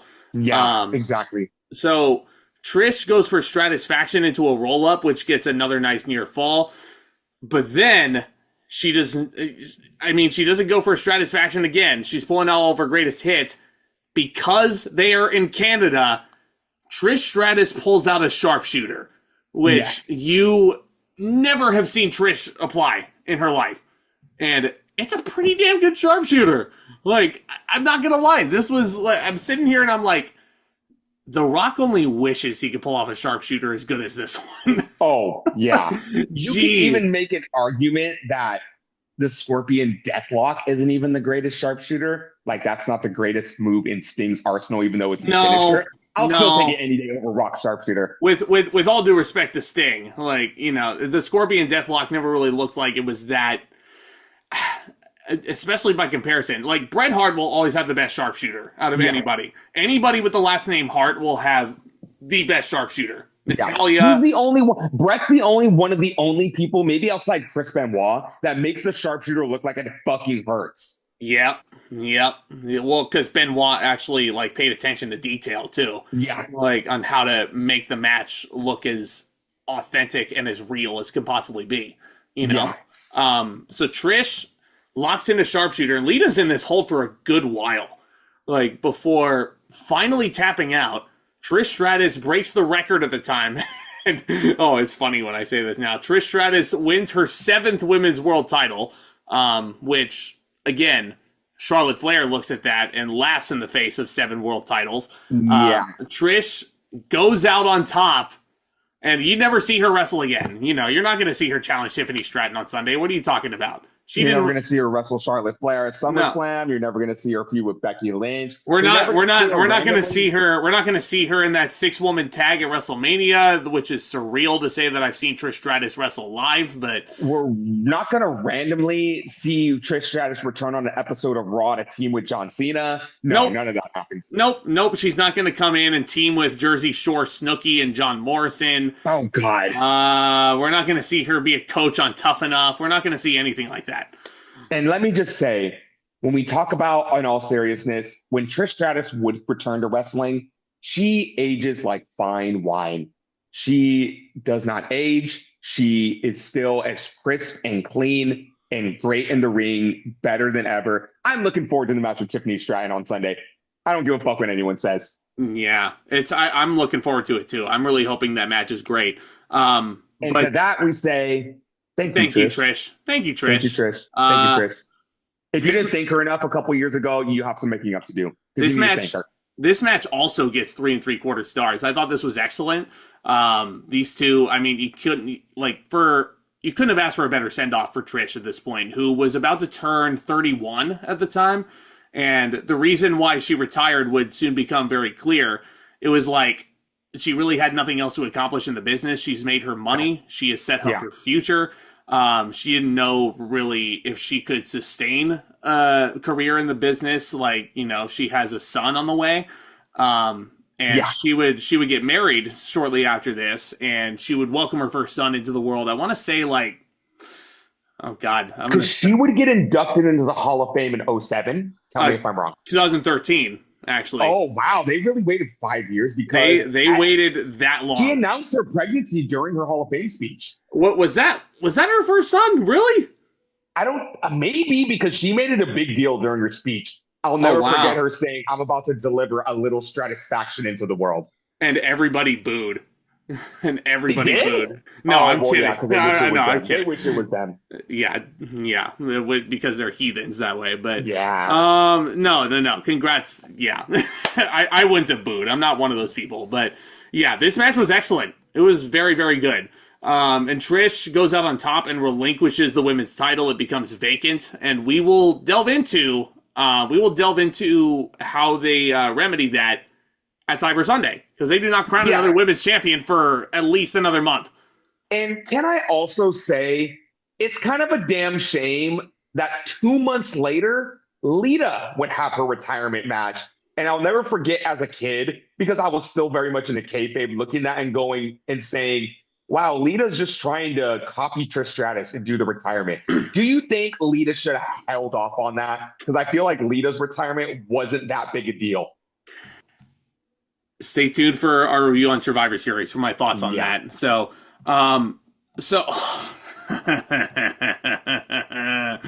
up next is probably one of the filler matches. Let's talk about filler matches. Hey, fuck you. The biggest topic of debate, probably the entire podcast. In a sort of grudge match, I don't exactly know how we got here. Carlito versus Randy Orton RKO'd the fuck out of Candice Michelle. He probably RKO'd the fuck out of Trish Stratus as well, but no, you're right. You're right. It was her. And he said some choice words about Trish Stratus on her way out, on her retirement, because he said, "Who gives a fuck about your retirement? Nothing you could say." It's Randy Orton versus Carlito in a battle of second, third generation athletes. I don't fucking remember. You're giving this match way too much hype. We have nothing on the card for Carlito. Randy Orton is very much in the doghouse. This is some filler bullshit that nobody gives a fuck about. Wow. You're like, let me guess. This is a match that Tony Khan would book to get everybody on the card. Randy Orton this is his rite of passage out of the doghouse. This has been saying, wrestle this match, and then you're free. We're going to let you out of jail, and we'll have some bigger things in plan for you. Because let us remind everybody, since WrestleMania, Randy Orton has been in the doghouse. Yeah, this is probably the lowest of Randy Orton's career. Because he was a dick. He was a dick at this point. That's why. He has gone on account to say how immature how disrespectful he was. And he's in a better place now, which is awesome. Thank God. He has recounted how he slept through his rehearsal with his match with The Undertaker. And I don't know how that didn't get him in the doghouse. He has gone on account to saying he was a total dickhead to work with backstage. So after WrestleMania, Vince said, no, you're not going to be on pay-per-view. And when you are, you're going to job the fuck out. We're going to embarrass you at ECW One Night Stand. Sure, we're going to give you a win over vengeance, but it's not really going to mean anything. They completely left him off the SummerSlam card. Randy Orton was like barely scratching the surface of a mid-carder. Yeah, it's just baffling. It's baffling, man. I sheer punishment. It's crazy how Randy Orton has clawed his way out. Yeah, when and he here we really, are, he really, almost 20 years later, in an and now he's alternate, one of the most beloved wrestlers in WWE history. in an alternate universe, Randy Orton could have been in the same discussion as like a Mark Jindrak, those OVW prospects that did not pan out. Yeah. But thankfully, WWE kind of saw what they had in Randy Orton, a literal prodigy in the business. Yeah. Also, real quick, Randy Orton did claw his way out of there. He's going to still get himself in a little bit of trouble in the future. And since we're not going to talk about this for a while, let's all go wait till 2012 when Randy Orton finds himself in the doghouse again for a little bit. Yeah, it's watch him wrestle Alberto at Hell in a Cell 2012, and that is one of the most embarrassing matches of all time. Dude, I fucking forgot about that match, man. How could you? Sucks. How could you? Well, it's Alberto. What do you expect? He's in there with Carlito, who is admittedly a much better worker than Alberto El Patron. Not by much. And listen, I know what you're gonna say. You think I'm gonna say that this is like the greatest mid-card match of all time? No. Because you think it is. No. This match was really nothing. This match is only known for the finish. It's far from it. I mean, I'm not going to sit here and say that this is a horrible match by any stretch. They get 9 minutes. They do. Because, again, Randy Orton is in the doghouse, and it does feel like half of this match and Randy Orton's heat, because this is Chinlock City, Randy Orton. Like, holy fuck. Like, I feel like, again, going into it, I was really getting myself way too excited because, Carlito and Randy Orton, two guys I really enjoy. To play devil's advocate for just a moment, if you were in the doghouse and you know your career was really going nowhere, are you really going to give any effort in return? Nope, I sure as hell am not. But I'm also not going to sit here and say that the reason why this match was as fine, as mid as it was, this was not Carlito. This was not Carlito's fault, though. You cannot sit there and say that Carlito was the inferior worker in this. Carlito as a babyface also just does not work. Yeah, no, this is a much better heel than a babyface, and he's a funny heel. Yeah. Like he pretty much got over as a babyface because he was a dick to Chris Masters. Yeah. By all accounts, Chris Masters should have been the babyface between those two. And also, I know this is a little unrelated, but am I the only one that finds it a little odd that nobody in the Judgment Day has said, hey, what happened to Carlito? Kind of just stopped showing up. Yeah. This was... He's in Judgment Day purgatory. It makes me banished to the Shadow Realm because he was playing 2K25 too much. It makes me very sad that they released Carlito, though. Like, how could they? How fucking could they? He was funny. Yeah, they weren't doing anything with him. Except him being a comedic highlight in the Judgment Day, which is... Who's Dirty Dom going to play 2K25 with now?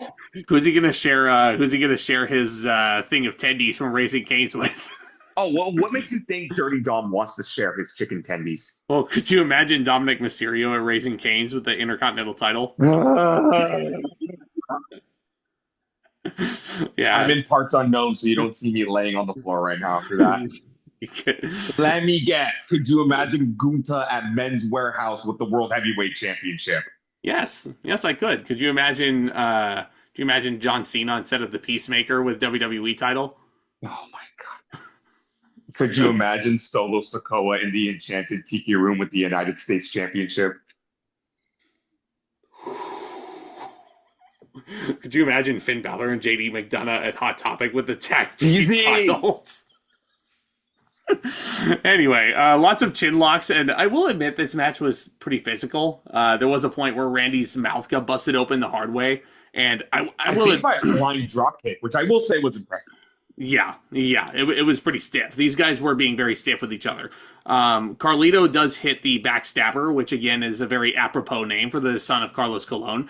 Carlito goes for like a middle rope drop kick or something, but then out of fucking nowhere, Randy hits an RKO, and it was very clean indeed. So I will say this finish is pretty iconic. This would start the trend of the RKO out of nowhere. Yes. It was a very impressive RKO because Carlito does kind of like a triple jump Sabu style, where he jumps on the top rope, he leaps to the second top rope, then he leaps out Orton to do a move, and Orton nails the RKO. This finish would become so iconic, it would become a part of the Raw intro. This spot gets referenced for years and years to come. So if you want to talk about Randy Orton's RKO on Evan Bourne, Randy Orton's RKO on Seth Rollins, Randy Orton's RKO on, the one he did to Cody Rhodes as Night of Champion. This is where it all began. Mm-hmm. Yeah, this was the first one, and I will say that it's not. It pains me to say that this is like not the most impressive RKO out of nowhere, like in hindsight. Oh, it's the beginning. It's just the beginning of the impressive. It is just the beginning, and it was a very impressive move for sure. I'll give the match 2 stars. Oh no, the match wasn't that bad. I'll give the match 2 stars. I'm going 2 3/4. It's not that good of a match.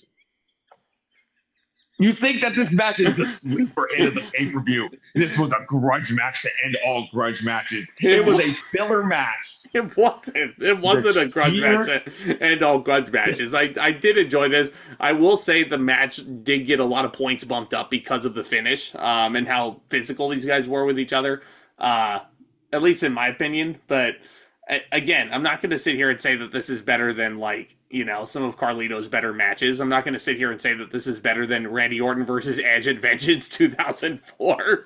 But that match sucked. Thanks for reminding me. That match sucked. Oh, I remember. You had a whole rant about that match when we reviewed that show. Sucked. And you fucking called me out, and you were like, Zach, please explain to me how a match this boring was good. It was so boring. They had 3 separate heat segments. Yep. It was so bad. The match went on for this match was almost as long as the WrestleMania 36 match. It's called drama. You build it up. But Lock City for 10 minutes straight. That's right. At least it wasn't half of this match like this one was. But yeah, JR with a great line on commentary where he says, King Orton can be a jackass, but that was an amazing move. Yeah. That was pretty good. No lies detected. Which you want to talk about great matches. In my opinion, this is the match you go out of your way to watch. Yes. When it comes to this pay-per-view. Yes. If you want to check out the Intercontinental title match, sure. If you want to check out the Hell in a Cell match, sure. But to me, this is really a one-match show. Wow. If I'm going to go out of my way to watch anything on this show, it's this match right here. For the WWE Championship, I know, you're mad at me now. For the WWE Championship, Edge defends against John Cena. With a little twist, if Cena does not win the title, he has a contract all ready to go for Friday Night SmackDown, signed, sealed, and delivered to GM Teddy Long himself. Teddy Long was even at ringside for the match. He was in a skybox. Yeah, he was at Unforgiven, ready to, bring Cena to SmackDown. Cena's not messing around. He told Edge he had the contract in his hand. If I don't win the championship, I'm going to SmackDown. Edge dictated the conditions of this match. He said it's going to be in my backyard of Toronto and a match I made famous, the tables, ladders, and chairs match. And this match really came into fruition after SummerSlam when Edge retained the title. I will never forget this. He got in the ring with the title, and he literally was kicking his feet up like a child, telling everyone, I fucking told you so. I told you, I told you, I told you I was going to beat Cena at SummerSlam. He has moved on from Cena, and he moves on from Cena in the biggest way. Lita takes the WWE Championship and throws it in the river. I think they were still in Boston, and there was like a little bank that they were next to. No, they were actually in the next night. I think they were in Bridgeport. Bridgeport. The Bridgeport Bank, I think they called it. The Long Island. No. Long Island Sound. And the only way I know this is because I know, like, you know, they repeatedly were like, Lita just threw the title in the Long Island Sound. How could she? Edge just started sleeping with the fishes. You know, that kind of thing. And they repeatedly said the Long Island Sound. Yeah. Lita chucks the WWE Championship into the Long Island Sound. Edge reveals, and I know I'm in the minority when I say this, he reveals one of the ugliest championship belts of all time, the Rated R Spinner title. Because I will take that to my fucking grave. I hate that title.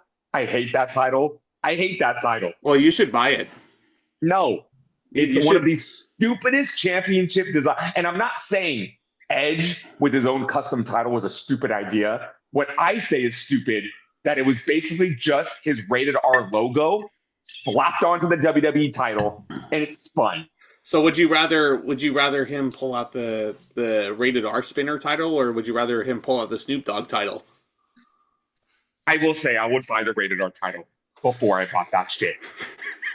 And I don't know, just the design of that belt, and yeah, I'm gonna jump the gun real quick here. I hate the fact that when Cena won the title back, he had to hold that ugly piece of shit for a night. It's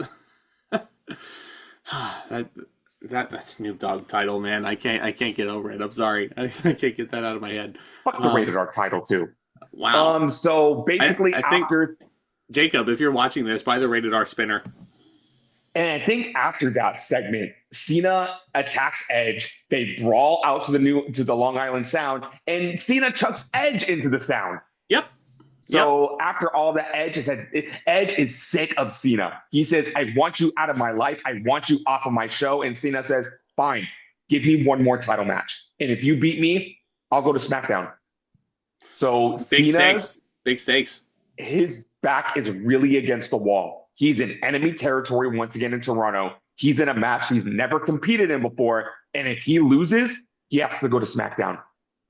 Yeah, and he was definitely walking into enemy territory because Edge comes out first and he is lauded like a folk hero. This crowd loves him. And it's very rare to see this smug Edge go back to like the Rob Zombie Edge that we grew up with. And he's like, you know, come on, Toronto, come on, you know, and he's doing the whole shtick and he's taking it all in. He's main eventing in the city where he knew he wanted to be a wrestler growing up.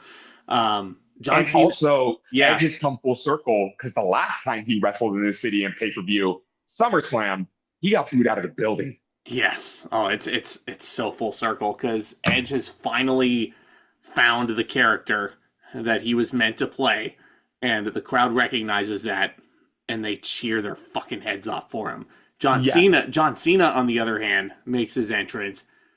Not booed as loud as he was at One Night Stand earlier this year, but it's still very noticeably home field advantage for the Rated R superstar.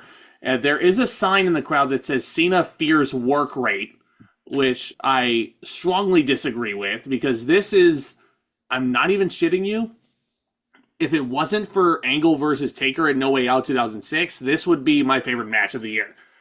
This was a damn good match. This was incredible, is what it was. I brought this up during the One Night Stand review, and I feel like the same goes here. Cena was really at that point in his career where he's getting booed a lot, you know, the 5 moves of doom, he's getting shoved down our throats, Cena sucks. That was all starting to come into fruition. So my challenge for Cena when he was put in these environments is get creative.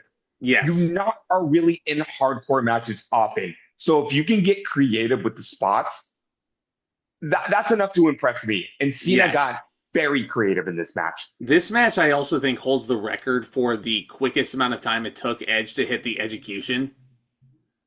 Like, I'm pretty sure it holds the record. He hit it very early on. He also hit Christian's reverse DDT on John Cena onto 2 steel chairs that were set up across from each other, which did not look fun. No, Cena attitude adjusts a ladder on top of Edge. And that's what I'm talking about, creativity. Like, don't stick to your whole 5 moves of doom. You got a lot of weapons. You got a lot of toys at your disposal.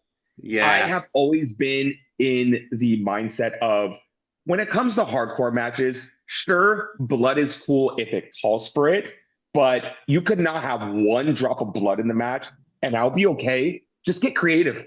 Get creative with the spots. Yes. Yeah. And this match was flowing with creative juices, that's for sure. Yes.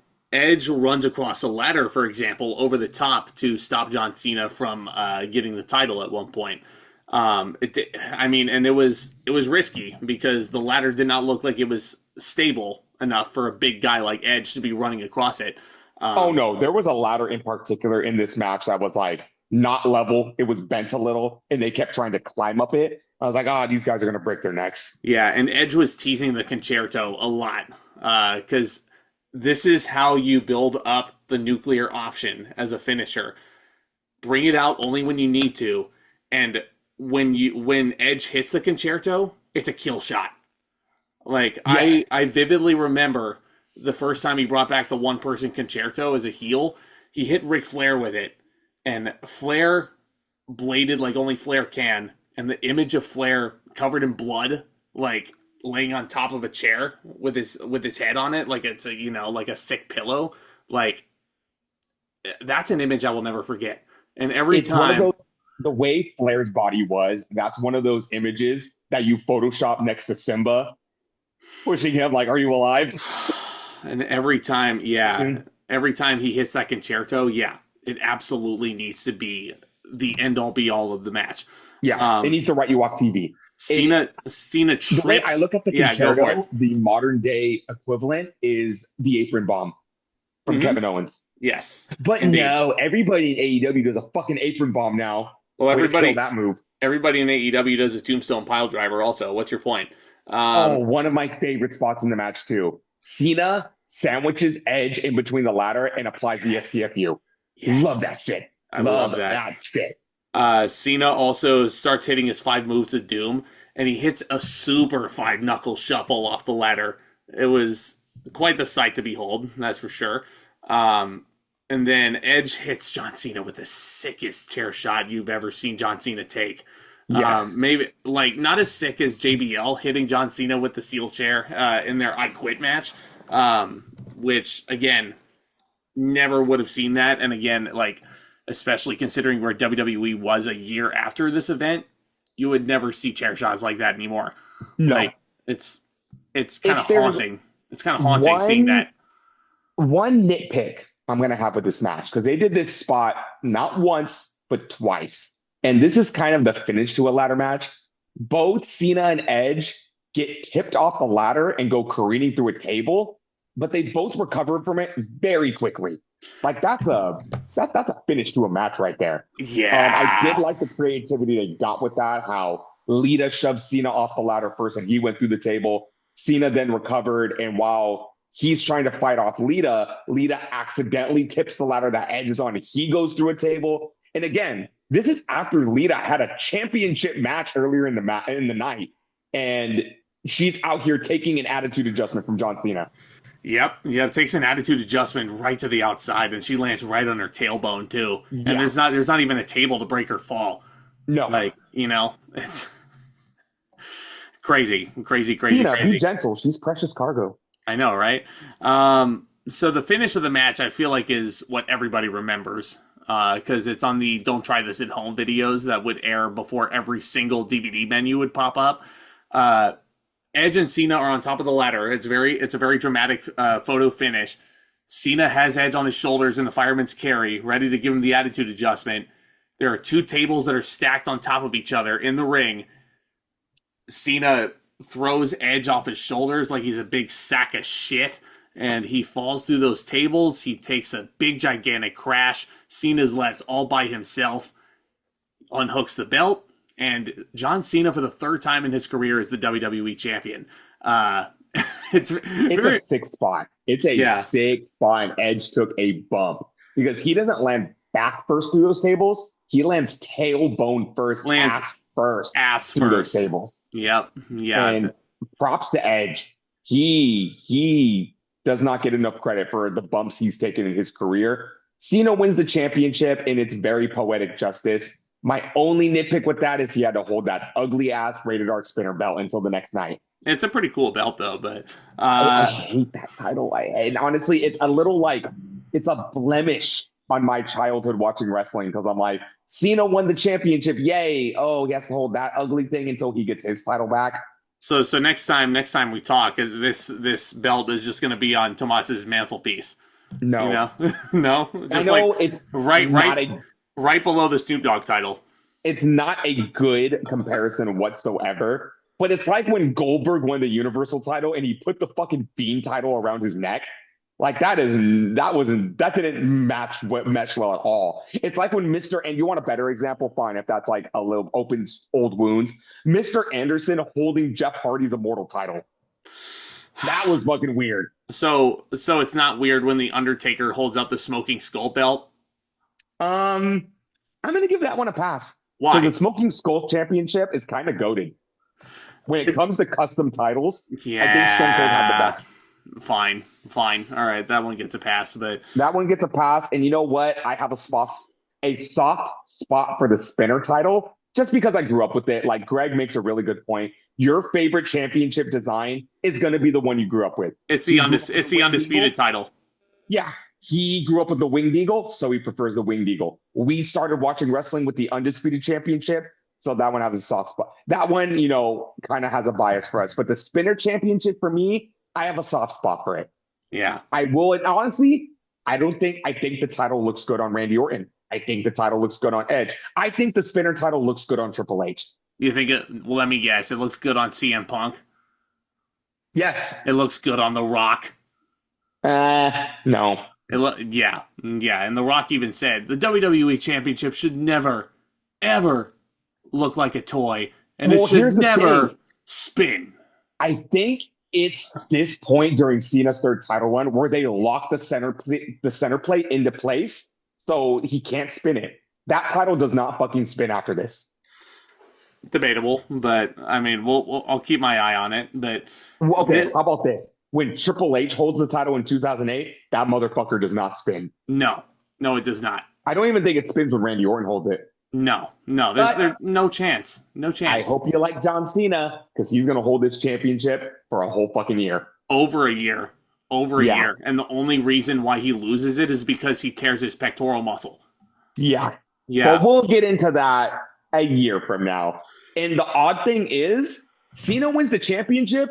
He's not going to defend it on pay-per-view until the Royal Rumble. Really? Yeah, he does not defend it at Cyber Sunday. He does not defend it at Survivor Series. He does not defend it at... No. Okay, I was wrong. New Year's Revolution is the next pay-per-view he's going to defend that title on. Oh, yeah, that was the start of the Umaga feud. That was the first Umaga match. Yeah. Yep, I know exactly what you're talking about. But this TLC match, 4 3/4 stars, this was the best John Cena match since the JBL I Quit match. The idiot who said Cena fears work rate looks really fucking dumb after sitting through this match. And it ends with one of the sickest bumps in WWE history. I will go on record saying that. Edge landing ass first through a stack of tables is one of the sickest bumps I've ever seen. And it just goes to show, now that we're getting done with the first iteration of this feud, Cena and Edge's chemistry is off the charts. They bring out the best in each other. Yes, because we talk about, during John Cena's retirement run, who is Cena's greatest rival? Is it CM Punk? Is it Randy Orton? No. Edge will always be Cena's greatest rival to me. Yes. Yeah, without question. Now, nobody else comes close. When it comes to match quality, I will say CM Punk has better match quality with Cena. But when it comes to chemistry and philosophy and the the psychosis of these matches, Yeah, I think Edge has the upper hand. definitely. Like, But we talk about Edge's heel turn. Couldn't have thrived without Cena, and I don't think Cena could have thrived without Edge. no way. These two needed each other in the best way, and it's safe to say that neither one would be the superstars that they are today without the other. No, and it's a damn shame that these guys had their last match with each other in 2009, and they never wrestled each other ever again. Nope. Yeah, because come on, Edge, come back to WWE, please. Come back to WWE and wrestle Cena one more time, please. Break open the forbidden door for one night. Please. No, I don't want to see Cena wrestle Cope. Yeah, you can't really cope with that one, can you? Damn it, I was going to say, I'll never see Cena wrestle Edge again. I'll cope with that. I just took your joke away. I stole your thunder. You're welcome. But, damn, I was going to rate this show a lot higher than I am now. This is still, I think, the best pay-per-view WWE put on in 2006. I'm going to go with an 8 out of 10. I really like this show. I really like this show. I'm really not going to like your rating, am I? I'm going to give it a 7 out of 10. Oh, dagger right in the heart. But hey, you know what? That's what's fun about these. I will say B-. If I was going to give it a letter grade, it'd be a B-. We had a solid opening Intercontinental Championship match. We had a fun enough Hell in a Cell match. Again, it doesn't crack my top 10. We had a fun women's title match, and we had a great main event. Everything else was just there. I will tell you this. It does not hold a candle to the best pay-per-views of 2005 from the previous year, which is kind of telling you something about WWE's dip in quality, especially over the last year in the retros. I wouldn't pick this over Royal Rumble 2005. I would not pick this over WrestleMania 21. I would not pick this over the original One Night Stand. I would not pick this over Vengeance. I would not pick this. I would not pick this over Judgment Day 2005. We also have to remember that WWE is still very much still breathing from Eddie Guerrero's death. Yeah. We're not even a year out from that yet. That was a huge blow to WWE. And again, like we said, we're about to enter the darkest timeline in WWE. It's going to get even fucking worse in 2007 because I think after the Benoit tragedy, the quality got even worse. Yeah. The summer of 2007, even going into the fall, is some of the worst wrestling pay-per-views we're going to talk about. Yeah. Yeah, and one of those shows I almost went to. And we'll talk about that. But anyway, hit that subscribe button if you're new, as we almost hit 200 episodes of the ZNT Wrestling Show. Hit that thumbs up as well if you enjoyed what you heard tonight. And in about a year or so, we'll talk about No Mercy 2006. We'll get to it. We'll get to it sooner than that. We won't gaslight you this time. But of course, we got that crazy hectic weekend that Tomas mentioned at the top of the show. And so much more to come. And this train never stops here. Almost 200 episodes deep. I appreciate you guys so much for your support. It's gonna be fun. It's gonna be a lot of fun as we dig deeper into 200 episodes and beyond. What do you think? Oh yes, looking forward to it. And whoever has a death wish like I do this weekend and plans on watching all 4 shows, may God have mercy on your soul. Pray for me, please. Which fits into No Mercy, which is the next retro pod, which we will show No Mercy towards, which actually, I remember that being a good show. And I think it will be fun to talk about. But yeah, thank you guys so much again for tuning in. Commence that back talk. Talk to you guys soon.